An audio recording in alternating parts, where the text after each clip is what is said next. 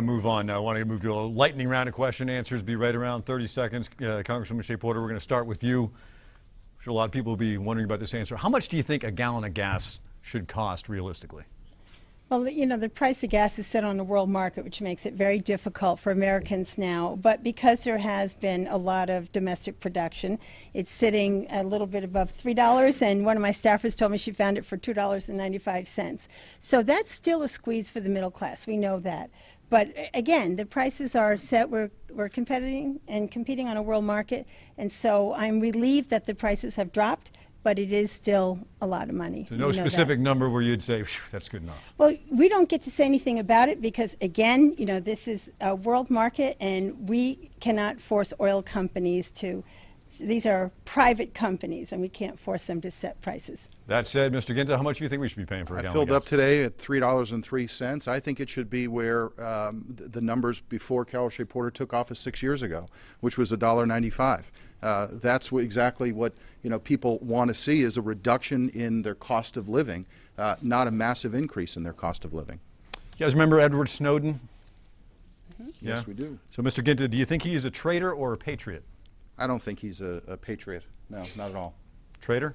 Yes, I do. Should he face charges? Yes, he should. He should come home, face charges, and there should be a better way that we should be able to find whistleblower status for individuals if there is something going on. But what he did, I think, was not American. Congresswoman Shea Porter. Yeah, I think that if he wanted to tell his story, there were plenty of people that he could have gone to in Congress and elsewhere and told them this was the wrong place to do that. And so therefore, even though the information was shocking and we're taking steps to fix it, it was the wrong thing to do, and I think he should come home and face the charges. What issue is keeping you up at night, Congresswoman?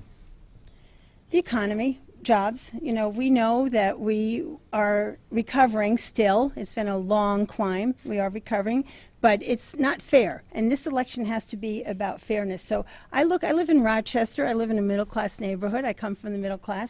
I see the struggle. The wages are flat and that families are still having a hard time making ends meet. And I really worry about that and the young people and what's going to be there for them if we don't stimulate, the economy more, create more jobs. Economic issues keeps her awake. What's keeping you up? Yeah, what keeps me awake is the fact that I run into people each and every day that are homeless, that don't have access to good jobs, that don't have access to quality education. I'm the first in my family to go to college and graduate school. My mother had breast cancer, my father has heart disease, and I've got a family member that I'm a caregiver for that's mentally ill. These are things that are real in my life and that are real in other families' lives across the Granite State. And those are the things that I worry about, which is why I decided to run again. One more quick one in the lightning round. Put you both on the spot here, Mr. Ginta. Who's your all-time favorite New Hampshire governor? All-time favorite New Hampshire is Steve Merrill. Congresswoman Shea Porter? Oh, no, you don't. You still have 28 more seconds if you want to think about it. Oh, no, you don't. One thing I have learned in this business is, we have some really wonderful governors. Maggie Hassan has been absolutely awesome, but I don't think it's really a good thing to say this great governor is this much better than this other great governor, but I can name a bad governor. Okay, so. We're going to move forward. Okay. That wasn't the question, but thank you very much. All right.